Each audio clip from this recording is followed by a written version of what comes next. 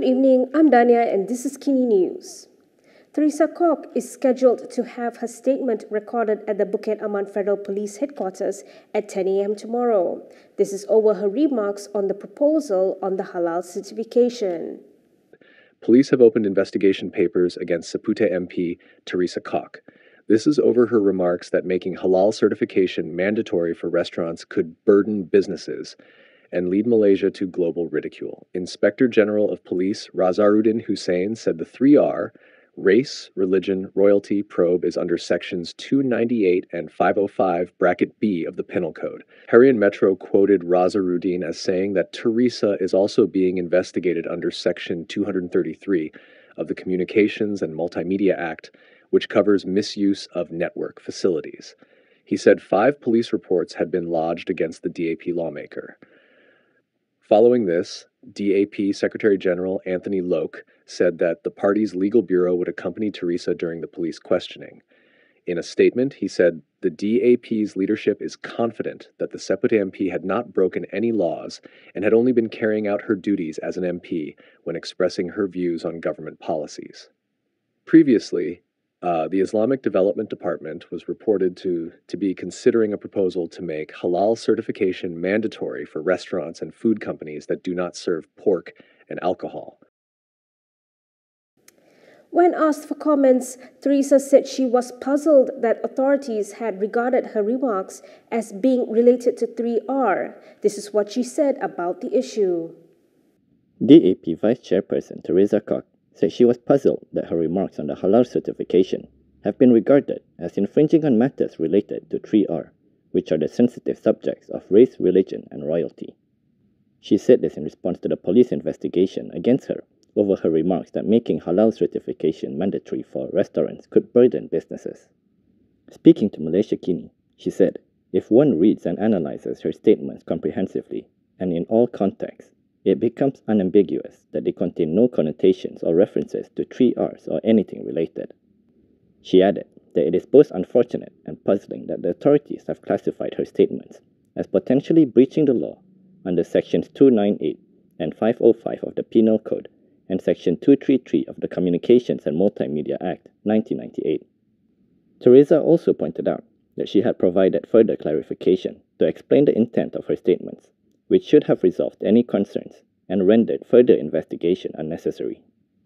Yesterday, Teresa, who had come under fire from both UMNO and the opposition over her remarks, had clarified that calling for a review does not constitute disrespecting Islam. She said she supported the government and the Islamic Development Department's efforts to promote halal certification for the food and beverage industry and promoted them before. Explaining her remarks, Teresa said that as an MP, she had a responsibility to voice the problems people of various races faced. UMNO's youth chief had slammed Teresa's remarks over the halal certification. Akmal Saleh said Teresa should not have interfered in the matter. Umno Youth Chief Dr Muhamad Akmal Saleh has slammed DAP vice-chairperson Teresa Kok for questioning the proposal to require restaurants and food companies that do not serve pork and alcohol to obtain halal certification. In a video posted on his Facebook account, Akmal said Teresa should not have interfered in Islamic affairs related to halal certification.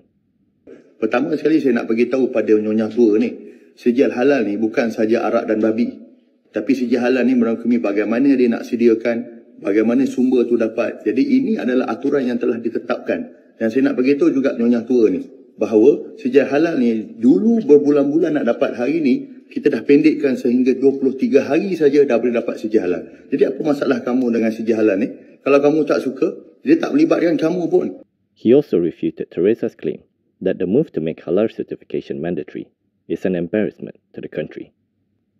Instead, he claimed that Teresa is the one embarrassing the country by disrupting harmony. Yesterday, Teresa voiced concerns over the proposed move, saying it could increase the burden on businesses, including thousands of Malay restaurant operators. She said the introduction of compulsory halal certification will increase administrative costs. Still on the topic, in response to Akmal, DAP Youth said his remarks were rude and unbecoming of a youth leader. They also urged Akmal to engage in mature and constructive politics. Bandar Kuching MP Kelvin Yee has chided Umno Youth Chief Dr Muhamad Akmal Saleh for his provocative remarks against Seputeh MP Teresa Kok. In a statement today, Yee said Akmal should have engaged her in debate and not resort to name-calling. He said the sexist and misogynistic remarks made by the Umno Youth Chief towards Teresa are downright rude and unbecoming of a youth leader in our nation. He added that such acts should be reprimanded and condemned as they set a bad example to others, especially to the youth of our nation, as to how a national leader should behave. He said Teresa raised a legitimate concern by the people she represented, and even if one disagrees with the point she made, one can always counter it with facts and arguments and not resort to name-calling. He stressed that this important matter will be discussed comprehensively by our leaders in the cabinet and should not be made a polemic and be politicized. He said we can have different perspectives on policies, debate, and maturely discuss them without having to resort to name-calling, demeaning, and being disrespectful to one another. Teresa is set to be quizzed tomorrow over her remarks that making halal certification mandatory for restaurants could become a burden to businesses and lead Malaysia to global ridicule.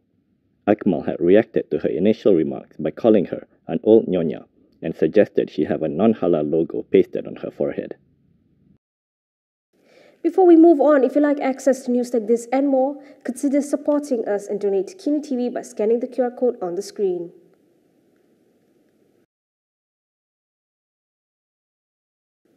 Meanwhile, Zaid Ibrahim has commented on DAP's response to the issue. He said Teresa was effectively thrown under the bus for her remarks. Former Law Minister Zaid Ibrahim has come to the defense of Seputeh MP Teresa Kok. This was after police launched a probe over her remarks that mandatory halal certification for restaurants would burden businesses and make Malaysia a global mockery. In a post on X, he offered the DAP lawmaker condolences for her party Secretary General Anthony Loke's meek support in saying that she was doing her job as an MP. Zaid said that this was all that DAP could do. He questioned if DAP ministers are doing their job about this matter and said they are just loyal followers who could do nothing more than keep quiet. He said, simply put, Teresa Kok is now thrown under the bus. Zaid stressed that what Teresa talked about is a serious matter and she should not be dismissed as a troublemaker. He pointed out that Islamic Affairs Minister Muhammad Naim Mokhtar had raised the matter first and questioned if he would be investigated as well. Zaid added that it mustn't be forgotten that JAKIM is a body specially created to deal with Islamic affairs. However, he said Islamic matters must not cross the line on non-Muslim affairs. That's the fundamental tenet of our country.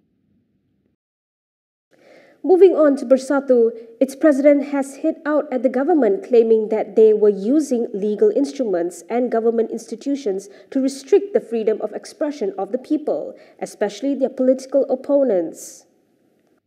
Bersatu President Muhyiddin Yassin has claimed that the party's fight to defend the rights of the Bumiputra and Islam's position as the religion of the Federation has been labelled as the 3R offence by the government. Despite it being done without disrupting the rights of other ethnicities and religions, the former Prime Minister lamented that the fight has extended to Bersatu members being accused of incitement and getting taken to court. He added that the irony is that this government, when it was in the opposition, strongly fought for the rights and freedom of the people in the name of reform. In a post on Facebook yesterday, he claimed the government is using legal instruments and government institutions to restrict the freedom of expression of the people, especially their political opponents. Muhyiddin attributed this to the government pursuing its own political interests through a narrative that has been rejected by the country's indigenous people. On August 27th, Muhyiddin claimed trial to sedition at the Gua Musang Sessions Court. The charge against the Perikatan Nasional chairperson was framed under Section 4(1) of the Sedition Act over a speech he gave in Kelantan on August 14th ahead of the Negeri by-election. Anwar Ibrahim addressed the opposition's claims against the government on 3R issues today. He said they were allowed to discuss 3R issues, and what is not allowed is sedition, instigating violence, or stirring racial unrest. Prime Minister Anwar Ibrahim has dismissed allegations that his administration rules with an iron fist when it comes to matters involving 3R, or race, religion, and royalty. However, the Pakatan Harapan chairperson stressed that he would not compromise on the security of the people. He said the opposition calls the government cruel and says it cannot discuss 3R, but this is incorrect. He said they are allowed to talk about religion, Islam, or other faiths, as well as race, dissatisfaction, and objections. He explained that what is not permitted is sedition, instigating violence, or stirring racial unrest. Anwar, whose coalition has been a vocal opponent of oppressive laws such as the Sedition Act in the past, said it is dangerous if the laws are too lax, which can lead to abuse. Yesterday, Pakatan National Chairperson and Bersatu President Muhyiddin Yassin claimed that the government has labelled the opposition's fight to defend the rights of the Bumiputra and Islam's position as a 3R offence. That is all from me today. For more stories, you can go to KiniTv.com. You can also follow us on Instagram, Twitter, YouTube, and Facebook for the latest news updates. I'm Dania. Thanks for watching.